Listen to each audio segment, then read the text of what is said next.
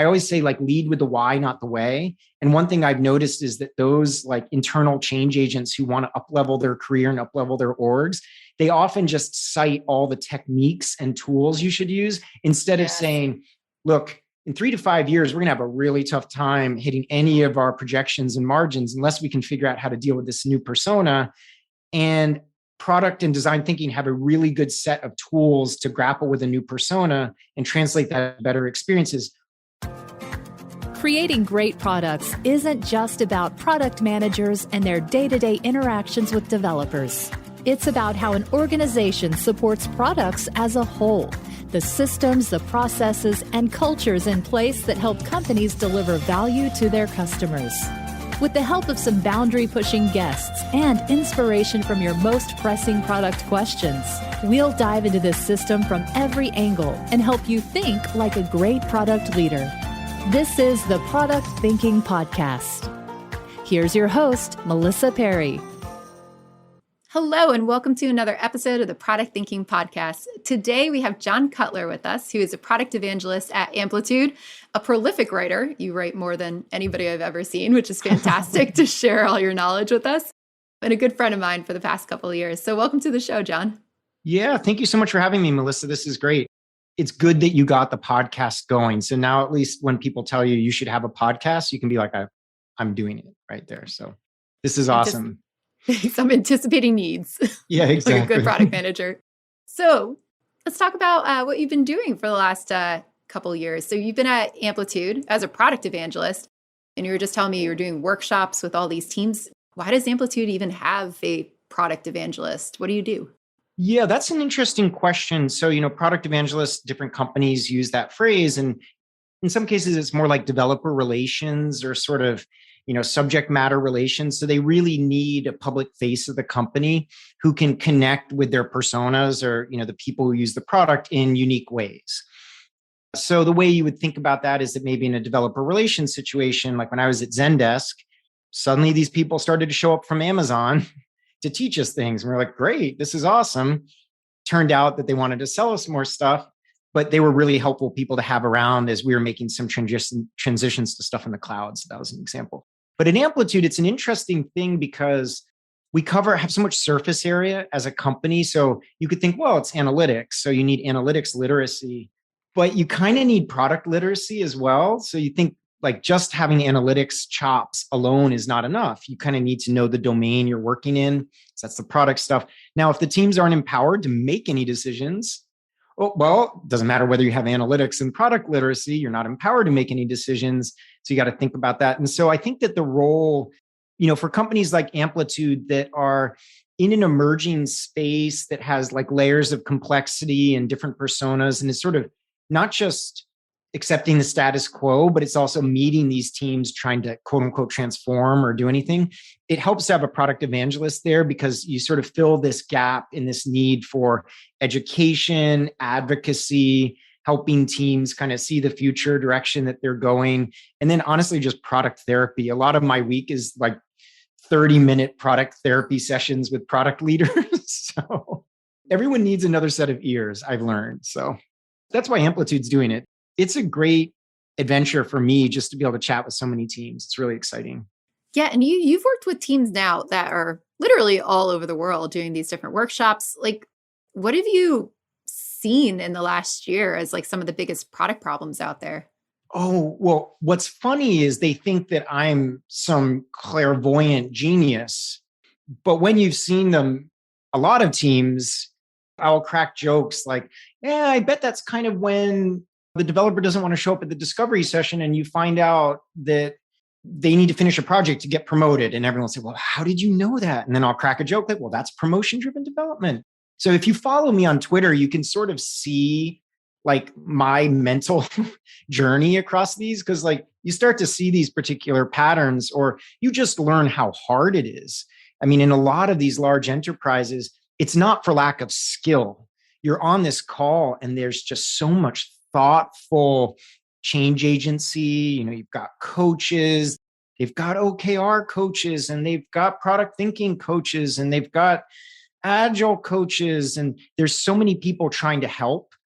And you can just sense like the inertia in the organization. Like it's still stuck. So you start to sense those patterns. Despite people's best efforts, it might be difficult for them to do that. But yeah, we could talk about patterns, but I think the funniest thing I'm thinking about is the patterns become so clear. And often I get credit for being able to like, how do you know that that happens in our organization? I'm saying, well, every company treats OKRs like a running to the bulls situation. And every quarter is 90 days and 61 business days. And I bet you spent the last 10 days freaking out about next quarter's OKRs.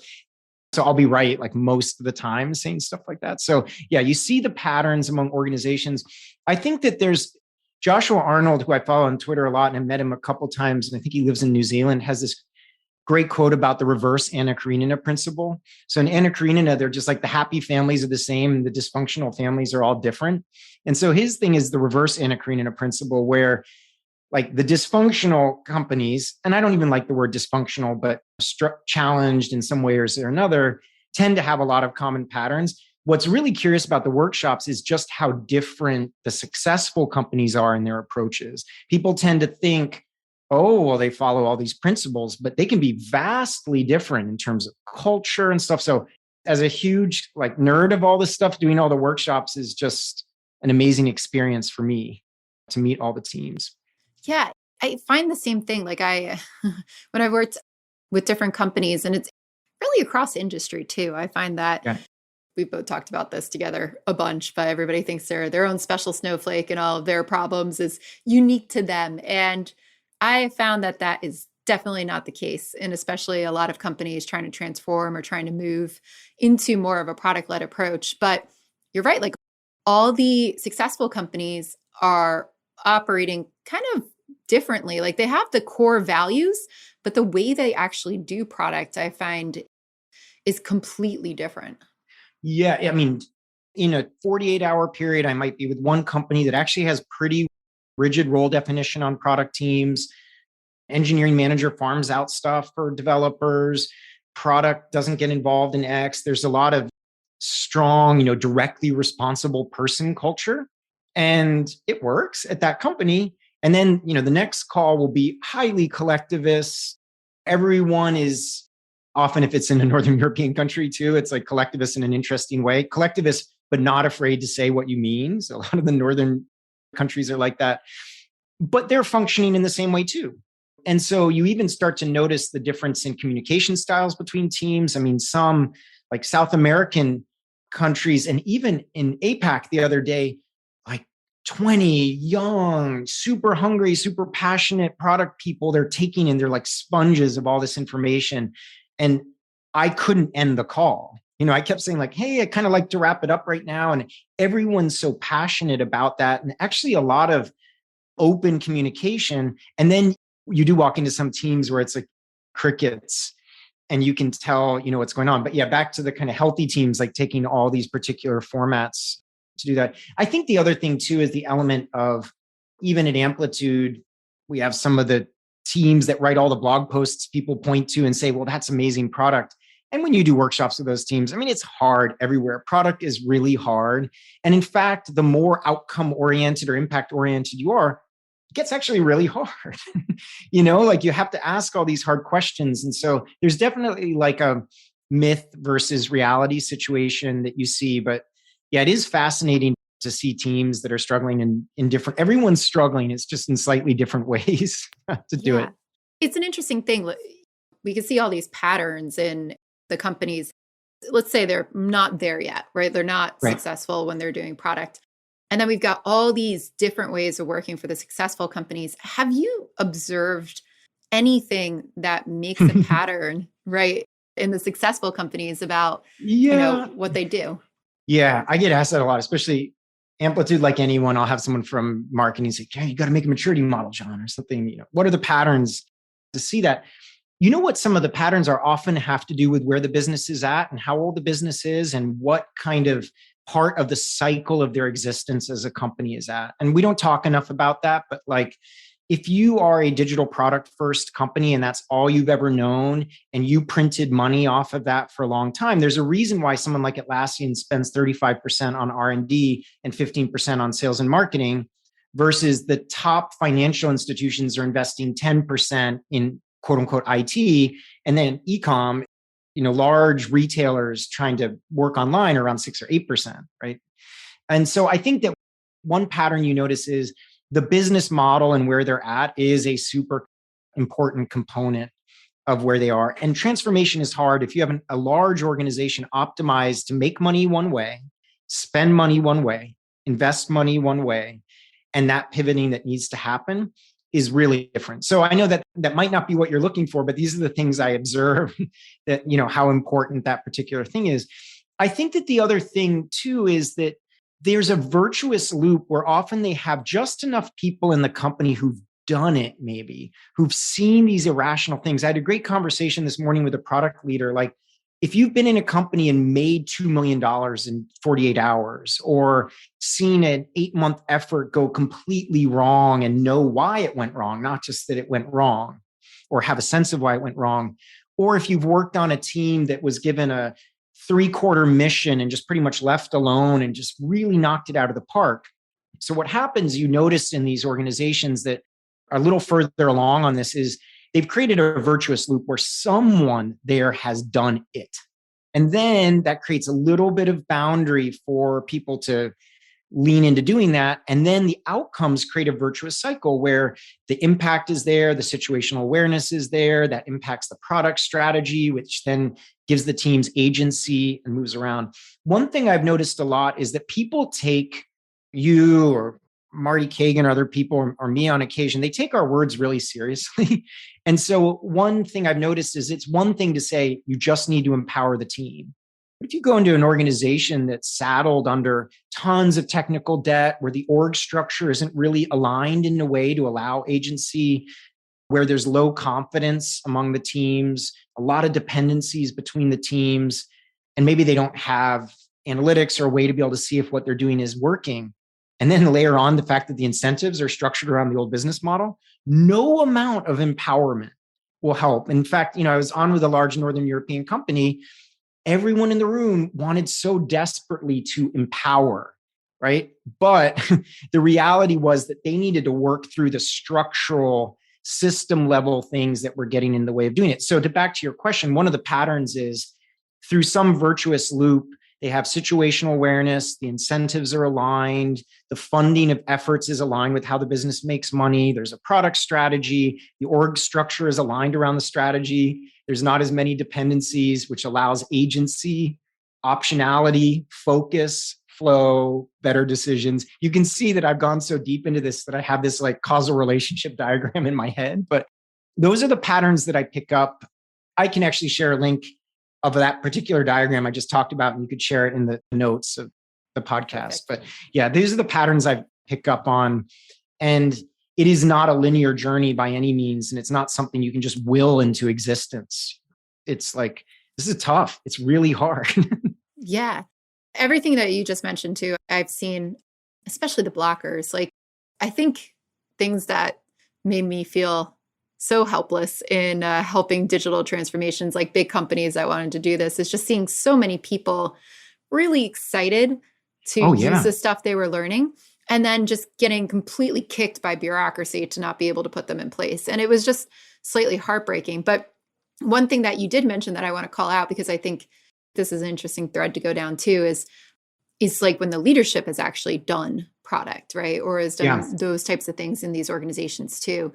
Because like you mentioned, if you haven't really seen it before, or you don't have that successful part in there, it's hard to grow it. It's hard to see what you're actually capable of. Oh, it is really hard. And this is interesting that, so I have noticed people who have only worked in these kind of, so someone come to me and say, John, I've worked at 3 jobs.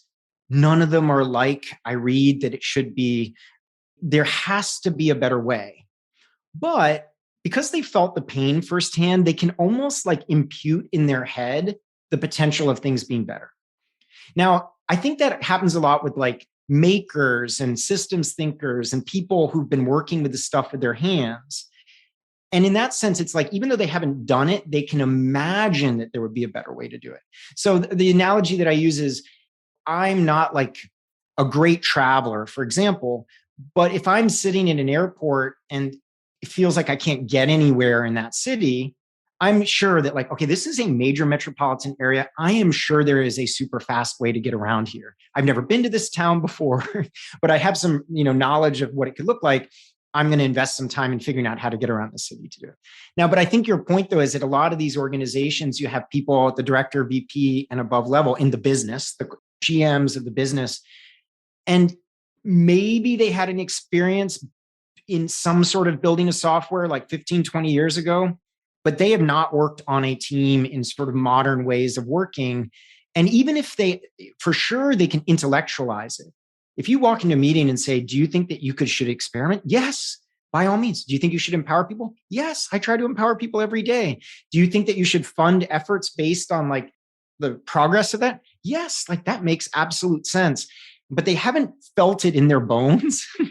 And so I think that that's like what we'll see in the next 15, 20 years is as more people in these larger enterprises actually go from the IT org and then become the GMs of the other business units, where the ability to know about creating digital experiences becomes part and parcel at the top with whatever domain expertise you have to get the job in the business. Like if you haven't done a digital product experience, you can't get that job as a GM of footwear X or something. I think that's what we're going to see in these coming decades of doing it. But yeah, we underestimate how important it is to feel it in your bones. I would say back to the change agents who are like, my company sucks. We just aren't empowered and we don't do design sprints and we don't do all the things I've read about. They're also a little naive. Like you can sometimes get caught. I always say like lead with the why, not the way. And one thing I've noticed is that those like internal change agents who want to up-level their career and up-level their orgs, they often just cite all the techniques and tools you should use instead of saying, look, in 3 to 5 years, we're going to have a really tough time hitting any of our projections and margins unless we can figure out how to deal with this new persona. And product and design thinking have a really good set of tools to grapple with a new persona and translate that to better experiences. Oh, and one technique to do that is X. So they just start with the why don't we do X, which is a really funny. So anyway, there's enough for everyone to learn there, I think. Yeah, and I completely agree. You see a lot of people who haven't done product before completely gravitate towards the frameworks and the tools. And I think they're missing the strategy piece to me. And I wonder if you've seen this too. It was so hard for me to try to comprehend this. And I think I'm still wrestling with how to explain this in my head. I don't honestly know how to do it. But one of the issues I have with people who don't get product or get product strategy is their inability to recognize product patterns and see how technology can like the way that you change technology and the architecture you build things on can completely change your product. I'll give you an example. I was working with a bank and there was this team that basically provided internal tools to the rest of the company. And it was to do like basically the accounting that went across the rest of it. It was internal.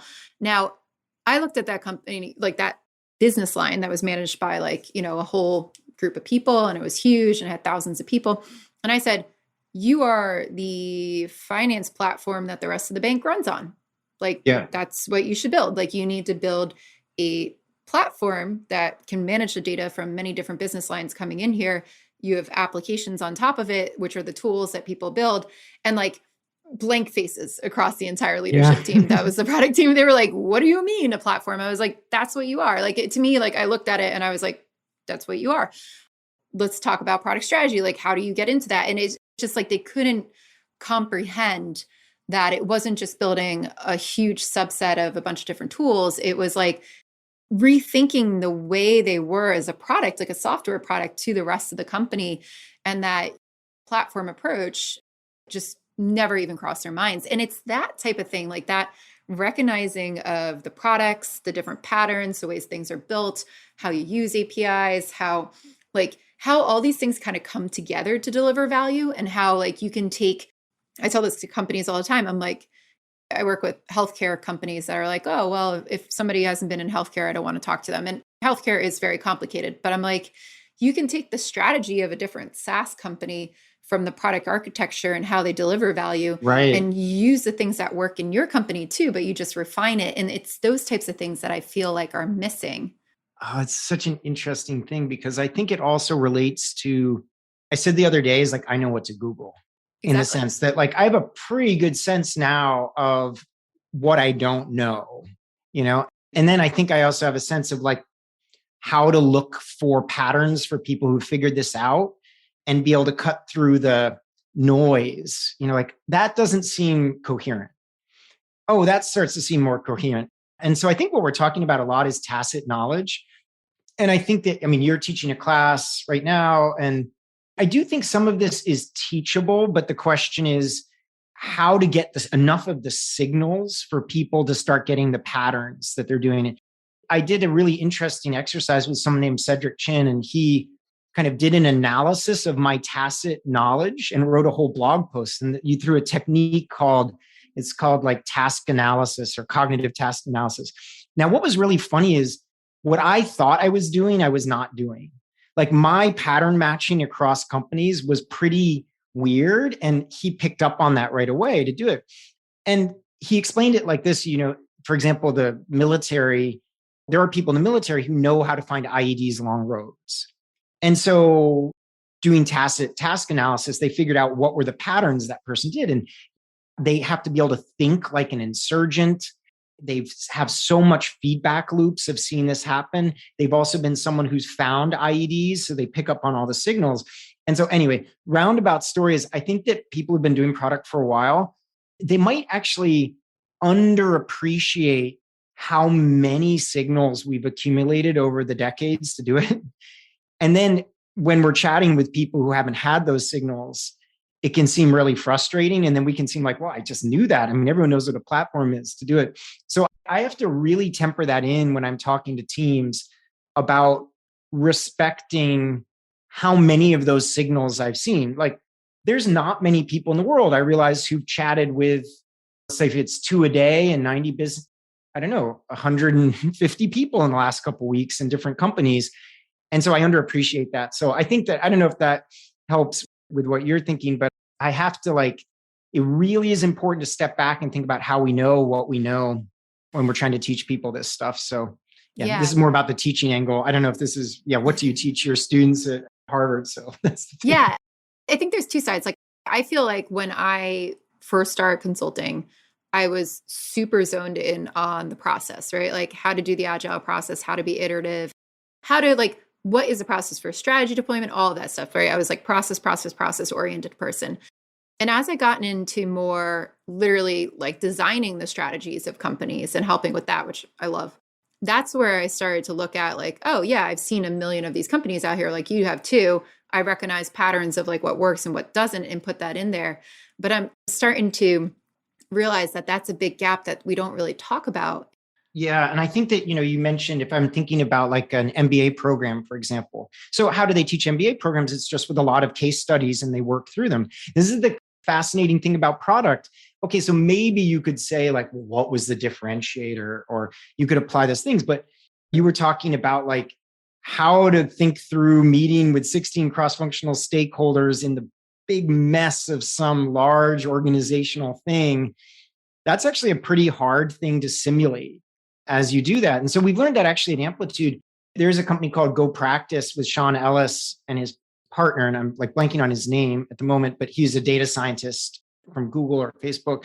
And together they have a site called Go Practice, which does take a cohort-based approach to teaching Amplitude. They're doing a really, really good job because Sean is able to make it really feel like you're working at a growth, on a growth team. And so they set up scenarios. And then because of the founder's background in creating realistic data, it really feels real. So it feels like that. We could talk forever about cohort-based courses and all those things, but I think that the higher level thing, talking to teams, is just being appreciative of how much practice it does take. And then how really having seen things play out becomes a large part of our belief system. I notice this a lot about diehard agilists or whatever, where they're like, oh, you just don't need this, or you just don't need that, or you don't need that. Totally oblivious to all the experiences they've had in their life that suggests level of confidence or it's possible. It's actually almost sounds like they're being jerks, when they're telling people to work that way or not work that way. So I don't know. We have to appreciate our like collective signal gathering is what I learned basically. Yeah. And I wonder though, like if there's a way to distill that into teaching people about those patterns and signals. I don't know. This is what I've been wrestling with in my head. Because I'm like, as a teacher, you have as to a think teacher, about I'm it. like, did you know I have a course for product managers that you could take? It's called Product Institute. Over the past 7 years, I've been working with individuals, teams, and companies to upskill their product chops through my fully online school. We have an ever-growing list of courses to help you work through your current product dilemma. Visit productinstitute.com and learn to think like a great product manager. Use code THINKING to save $200 at checkout on our premier course, Product Management Foundations. so my course at HBS used to be purely practical, where everybody worked on their startups. And this year I started introducing cases. And I like it. Like I've only been a couple weeks into teaching them, but it's nice because, some of them are successes and some of them are failures. And you read about these stories and they're very realistic. And you're right. Like I can tell somebody about, managing a million different difficult stakeholders, but it's different if it's like, here's the scenario, what would you do? And they actually have to think through it. And I'm really enjoying the case teaching for that because I go into the class and I never know what to expect. Like the answers I get, because everybody has a different background too. Like every answer, I'm like, oh, well, okay, it just threw out my plan, like right out the window. Let's go in this direction instead, which is very new for me, but super fun, super fun. But I think there's something there of like, what is these core strategies? Like, where do we get to? And and bringing this back to like kind of what we were talking about earlier, I feel like that's the piece that's missing in the middle leadership when we talk about transformations. Right. And that's why I'm like, please hire somebody who's seen this before, who's done this before, because they're going to be like, oh, boom, boom, boom, boom. Right. Yeah. They do try to hire those people and then those people leave sometimes. But I think it's also about being realistic. And this is another thing that I see with particular teams. So guns blazing. Okay, we got through the Agile transformation. We got through the DevOps transformation. Okay, now we're going to do projects to products. And this is funny because what I'm saying right now will make no sense to the Silicon Valley crowd that I talk to a lot. Like, so I've just talked about this whole alternate universe where literally you have to think about the shift from projects to products. So yes, this universe exists that I'm talking about. But you go in this organization, they've got the OKR coaches, they're doing all these things. And then I mentioned this earlier today to someone. I worked at a really healthy company here in Santa Barbara. And if we had a new UCSB grad from the comp sci department join our company, I'd say it probably took about 2 years to get that person as like an engineer, as a participant on the team, to the point where their confidence was at that point. Now, we were shipping super frequently. We were going and camping out with customers at their house and at their business. It was a very healthy environment. And so it really forces you to think about, I think that some of these companies are jumping the gun. They're jumping into OKRs because someone says, well, we need to be outcome driven or whatever. The teams have never even done a small 2-week effort where they instrumented a form and found out how many people weren't able to successfully complete the form. The team has never seen that. And then they're jumping into these very like elaborate schemes for strategy deployment and elaborate ways of doing it. And so I think at least for that group, being much more realistic, the way I say it to people is, what would you need to observe, or what have I observed that built that confidence that something like that was possible? So I don't know if that resonates with you, but I think, so even in the case of Harvard Business School, I mean, forcing someone to ship something in a week that no one uses is even just that, like, oh, I'm just going to release a demo to my friends. It's going to be amazing. I'll have a couple hundred users. Even something simple like that is like, no. Without hassling my friends didn't really like it. I mean, I do that a lot, even with little mini projects. Like I did a site called teamprompts.com. And I thought, oh my God, my prompts are so great.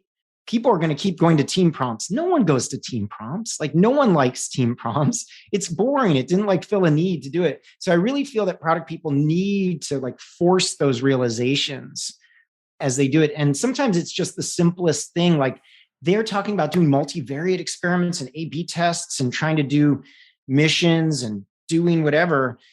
And I ask, have you ever shipped something into production and just watched how many people use it? And they're like, oh, no, I haven't done that. So like maybe start with that. Right? Yeah, it is amazing. Like I'm watching a bunch of people who've never done product before. And there's a lot of startups at HBS, which is really cool. And some of them make it really big, which is fun to watch. But they're all kind of incubating it. And I'm like, just ship it. Like you've been working on this thing for a long time. Put it in front of somebody. If I don't know if it's ready yet, I'm like, just do it. Put it in front of somebody. Just one person, two people. Yeah. You're going to get feedback. And I think those first steps, like you're talking about, are super important with product teams too. Like you're basically talking about they're trying to run before they can walk. If you had to like codify, what do teams need to do before they're ready to move on to strategy, before they're ready to move on to like the higher level stuff, what would it be? Yeah, I can give an example and then we could try to extrapolate from that what that is. But I think that, first of all, a lot of product examples and product curriculums use like greenfield products. That's not what most people will enter their job for. You'll start a job, someone will say, you're the PM of this. And it starts something as simple as like, what is a hypothesis or a small change? Who's the human being you think it will help? Can you get in touch with that human being, ideally on the phone or on Zoom? You have an experiment that you think you need to run. What's the baseline behavior? What do you think might happen? Forget A/B testing or whatever. You can just do a simple linear regression. Like you don't need to worry about it. And then just getting that muscle of what's the baseline behavior? Who in the world am I trying to help? What promise am I making to them as they're my customer? What's going on with my product right now? And what's one small change that I can think about? And then most importantly, what can I recap that? 4 weeks ago, we were kind of in this problem situation. I had a hypothesis that this was going to happen. And so maybe not even getting into the deepest parts of product strategy yet, but just building the muscle to improve something very incrementally and just run that, even if it's a very small change to do that. And then I think from there, you start layering on complexities and uncertainties. I do a thing in my workshops where I say, who on the call wants to take ownership for earning the company $10 million a year? And usually people are like, what did you just say? And then there are a couple people like a VP or director or something. It's like, I'd actually be really excited by that. And I kind of go down the list. It's like, well, who might want to take on the challenge of like deeply understanding a persona and trying to figure out new and interesting ways to make that person's life easier, job easier, more hands off. Okay. Does anyone want to be given a spec where you mentioned 3-pixel button radius? No one's hand goes up. So I have this system called mandate levels that I've written about. But the problem I was trying to solve with mandate levels is people talk in a very like hand wavy way about the sort of boundaries for the problem. Give us problems, we'll solve them, or don't tell us what to do or empower the team. So what I did with the mandate levels things is, I think it's like A through I levels. So A is build exactly this to a predetermined spec. B is do something that does this. C is allow a customer to achieve this goal. D kind of moves it up in terms of, and I is generate the company with a multi-year business goal, like dollars or whatever. So that's been one helpful technique. And, we could share links to some posts that I've written about that, but I found that to be helpful for thinking about how to get that team kind of working on one level and then expanding out. You need a safe environment to do that, though. I think that, like I said, even in a very healthy environment, you will still need to learn. So if you make the surrounding environment great, you put all the motivation in place, all the incentives in place, then it's a more pure learning journey that doesn't have all that stuff weighing the team down. Even then, it takes reps to get through it. So yeah, I always tell people, get your reps, because the people in the big enterprises, when their careers get a little bogged down, because they say, oh, I worked at this big enterprise, I can't put anything on my resume because we didn't really ship anything in 2 years. Meanwhile, there's a 24-year-old who's never worked on a product team but has none of that baggage. And you're a hiring manager at these companies that you want to work at. And I've spoken with these people and it's a little unnerving, but it kind of makes sense, but doesn't at the same time. They're like, okay, there's this person who has no baggage about working in a big enterprise, and I can't really make out what they were doing in the 2 years they spent at Big Co. They're new at this. Or there's the Big Co product manager, and I want to help them out, but I can't. They haven't really listed an outcome to what they're doing. So what I tell people in big enterprises is, look, not everyone can just flip around jobs and everyone starts where they start. And certainly I've been really privileged as like a white guy to like work in certain places. You got to create the environment, even in Big Co, to carve out some boundary that you can start getting the muscle going and get an outcome going and get something going. So I know we got into like career advice, but I'm thinking that part of your career choices need to be about getting the reps. Because if you don't, then that 24-year-old who spent half of the summer working in a consulting firm, who's never done product, but it's kind of fresh without the baggage, actually does look better on paper. It's really unnerving, but it's true. So I think that this is related to our careers about how we have to build reps no matter what environment we're in. Even if you need to ship a product outside of work. You work in some place that only ships every 6 months, release a product outside of work to get your reps over and over. Yeah, I think that's great advice. Like my students are getting ready this year to graduate and go find jobs. And a lot of them are like, how do I know what's the right company to go to? And they all want to work in a more fast-paced place. And I said, there are big enterprises where there are teams that do amazing things and they work pockets really well. Of team. Yeah, definitely. Yeah. And then there are teams that just don't. And I said, you should ask them. To me, like the thing that I would ask them is, how often do you actually ship code to customers? Like, because you may find a pocket of a bank that does it every single day. You may find a different pocket that does it once a year. That's a great one. Yeah. Or if, you ask, you're interviewing your interviewer and you're like, hey, could you just walk me through the kind of the product bets for the last 12 months? Now, if they're like, well, we were mostly focusing on the new onboarding experience for the thing. You're like, I don't know. That sounds like 12 months. That's for 12 months. That sounds like a lot. But if they can't remember, that's a good sign too, because that would mean that there's so many of them that they just can't like remember to do those things. Yeah, I think what we're zeroing in on though is the thing of like in these environments where there's a lot of tacit knowledge, there are some things that we can teach and bootstrap people, but how do you create the abilities to practice? I mean, I think I was reading a book this morning, which is sort of, you could think of our gaps as either, this is probably familiar to people in education, but they're either knowledge, skills, which are knowledge times practice equals skills, or the gaps could be one related to motivation, habits, or the environment. So the environment are like incentives, tools, etc. Habits are things you need to learn, unlearn. Motivation could be like, are you bought into the journey or what you're doing? And so the author of this was basically like, the knowledge and skills are only ever 20% of the puzzle. The habit stuff, or the ability to practice and the ability to get your reps and like do that, is one of the large parts about gaining the skills we need as product folks. So I think that that's like a super important part of learning. And that's what we do with the workshops. Like a lot of the workshops, I only have them for like 2 or 3 hours or 4 hours. And so it's some big company. But even through that, I don't worry about like, did we come up with our North Star by the end of the workshop? I'm there to get them reps. So anytime I can get them to go to a breakout and like talk about the items, or anytime I can get them having their assumptions tested with other people, that's even in the 4 hours, I just look for reps over and over and over again to learn these things. Yeah. I think that like one of the things you just mentioned too about getting the reps in an organization, we have to create like a safe space to do that.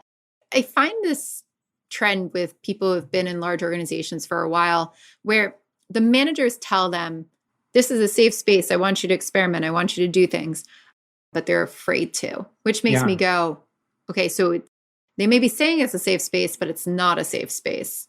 Oh, that's interesting. Yeah. I think it goes back to the, has the person done it, right? So if you have like a digital product first product manager who, got to a VP at those companies and then was really curious about a like mission-based company that was not a digitally first company. And a lot of people, we make stereotypes for people. A lot of people get success doing digital product first companies and then want to change the world or want to change healthcare or want to love a certain shoe company or love Disney or love something like that, right? So they pivot into those worlds. And I think that, so sometimes they have done it before and they just are not looking very carefully into what the incentive structures are in the organization. They're just like, well, what's the worst thing could happen? Well, frankly, maybe they have a lot of job mobility. So the worst thing that happens to them is they just find another job at a big company. But maybe in that environment, it really is, the person's like, well, I've observed what happens when we experiment. And it's not quite what you're making it out to be. Or, I used the example the other day that, the developer who was like, you talked about experimentation and we did that for a couple of weeks. And then the VP just came in at the end and told us what to do. So if you've been in an environment where that tends to happen, even if that person has the background in these companies and says, I want to empower you to do it. It's only of a couple set of things. Either they are truly scared in terms of those mandate levels, like they've never taken on a D, E, or F level effort that was more open-ended, or they've seen what happens to prior people who do that. Or, for example, in the case of engineering orgs, it's always, classic question I get is, John, I want to engage the engineers more on my team. They don't seem interested. And I'll say, well, how are they incentivized? Oh, our engineering org incentivizes people to finish projects. Oh, so you're asking them to do the work that you want outside of their normal business as usual. Well, yes, shouldn't they want to, because they should want to be like good product people? Well, no, we only have 40 hours in the week. And have you ever been an engineer and like literally if you make a mistake, you can bring the whole system down and people are barking at you? Where are your JIRA tickets, product manager? Oh, I just write them. No, but you're writing these, like, can you imagine what your day would be like with a big line of JIRA tickets and everyone scrutinizing your work and having to do code reviews every couple hours and breaking systems and then having to re-roll machines and that taking 24 hours? That's a hard job. So I think one thing that happens too is sometimes product people are like, I'm empowering the team, but they're not really being sensitive or empathetic to what the incentives and what the day-to-day are like for that. Yeah. So, and that's where as a PM, how you, use the word shape or decompose or scope the mission is so important. Because if you just slight differences in how you frame a mission could leave enough air and space for people to take risks, versus if you kind of go in slightly different direction, it could be more prescriptive. So I don't know, those are some thoughts related to what you asked. But Yeah. The previous episode to this product thinking podcast will be with Kent Beck. And nice. That's great. Kent, I just talked to like the other day when we recorded this, but everybody will have listened to this 2 weeks before they listen to you. And that is what he was saying about the adoption of XP and Agile too, from places he's been in coaching, is just the incentives are not aligned for people to operate that way. Oh, it's big in debate. I mean, people from Google will say, yeah, we do promotion-driven development. And that's what they do, and it's like, because they're trying to, what is it optimized for? It's actually optimized for keeping those engineers interested, not necessarily for achieving some outcome in the world. And maybe that works for Google. And maybe by having those people interested, it lets them do what they need to do as a particular company. But yeah, people vastly underestimate the incentive structures among engineers. I've had an engineering manager say to me, we'll never pair here. Why? I won't be able to tell who contributed what if they pair.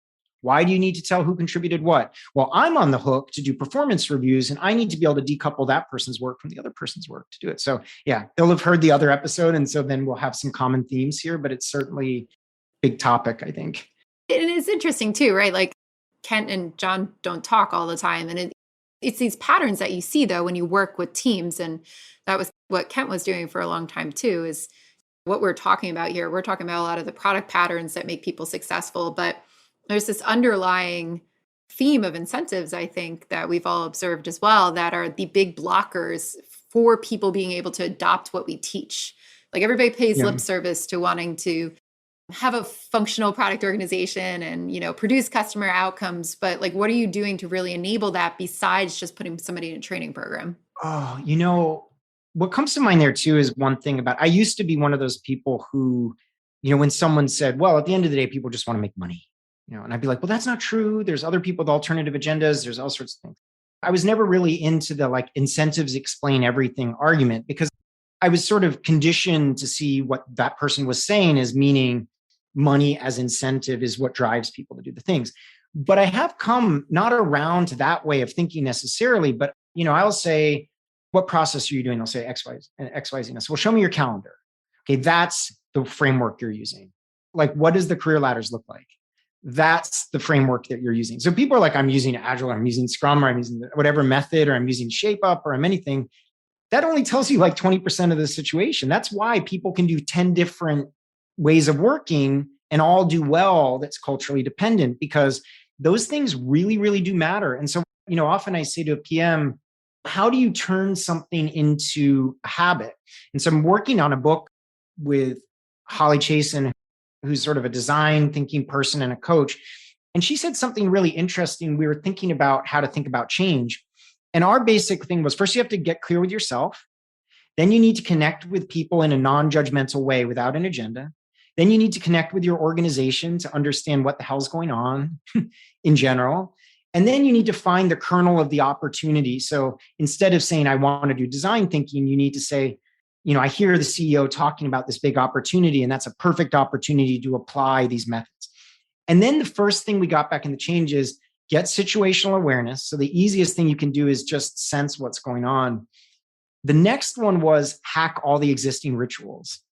So if you have a meeting that happens every 2 weeks, often when people try to do these new efforts in product, they're like, okay, we're going to add more meetings. We're going to add more stuff.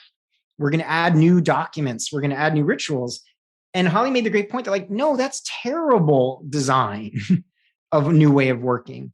Like, can you slightly hack or repurpose the existing meetings? If you're a PM and you do a meeting one way, can you use the last 90 seconds of that meeting to say, I'm going to do a quick review of that couple stuff we had in production right now and talk you through these things. So I think that was an interesting idea where it's basically before you start trying to create new habits as a team, can you sort of Trojan horse your existing rituals? Because that's people's calendar, that's people's time and everything. So I think that's it was a good point that she was getting at. It's hard.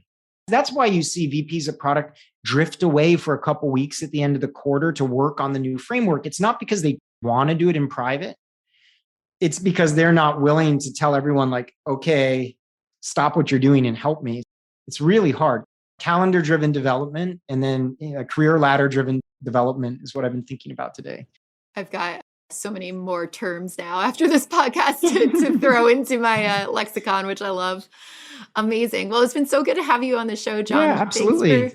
Thanks for sharing your patterns with us. It's been really fun to see what you've been observing and see how it lines up with what I've seen too. And if anybody wants to learn more, where can they find you? At the moment, still it's Twitter. Like Twitter's become my second brain as a really tired parent. So I search to find my own stuff on Twitter because I can't remember. So that's a good place to do it. And I do a weekly newsletter. I'm on week 90. We're getting there. Yeah, week 80 or 90 in a row. So 90 episodes of that. And that's called The Beautiful Mess. And it's on Substack and I write that. So that's a decent place to get in touch. And then, yeah, if you work at a huge company with an amazing logo name and you want to have me come and speak at your company, no one stops me at Amplitude. I can tell you that part to do it. So I'm happy to do workshops with people or even just do these product therapy sessions if you just want to talk to someone about it. And I'll bring out my flywheel diagram and just bore you for 30 minutes about how you can get a virtuous loop going in your company to do it. So amazing. Yeah, that's where they can find me. And yeah, good luck with this pursuit and the teaching as well. And I do follow you. I see pictures of your housing project. And I'm just like, she's teaching and has a housing project. And that's pretty amazing. So yeah, the center island looks beautiful. I'm going to thumbs up on that part of that room. It's, I keep joking that my next book will be on managing renovations, like a product manager. Oh, the most humbling thing for a product manager to see how much they know is to see how little they know when you put them in another type of thing. Oh yeah, can't we just iterate on this plumber? And the plumber's like, nah, we're not going to be doing that right now. Like you're going to be paying me a couple $1,000s and then I'll discover the problem and then charge you more. Anytime I try to question what the contractor was doing, it was just like when I used to question developers. They look at me and be like, yeah, you wouldn't be able to do this yourself. It brings up that thing of trust though. It's funny, I use the example, I have a mechanic here in Santa Barbara that I just dropped my car off. He has a blank check to do whatever he needs to do to the car because he's really so good about thinking about how my economics would work. So if he sensed that I would need to buy a new car, it's like a 2003 Honda Element. He just has a good sense. And sometimes he's been like, this is borderline. We could see where it goes. And then there's other people like, I would never do that. So it is a kind of interesting question of trust. We talk about trust and autonomy in the organization that it's really hard unless you've seen these things play out for that digital leader. If you've never seen a team knock it out of the park after kind of wandering around for a couple months and then really hitting a home run, it's very hard to tell them, yeah, just here's a blank check for my car. So yeah, we could talk about that another time. Yeah, budgets and home improvements and then trust among vendors is an interesting discussion. So cool. This was fun. Product for that. Thanks so much. And for those of you listening, tune in next week for the next episode of the Product Thinking Podcast. We're on every Wednesday. And if you've enjoyed this, please leave us a review on whatever your favorite podcasting platform is. We'll see you next time.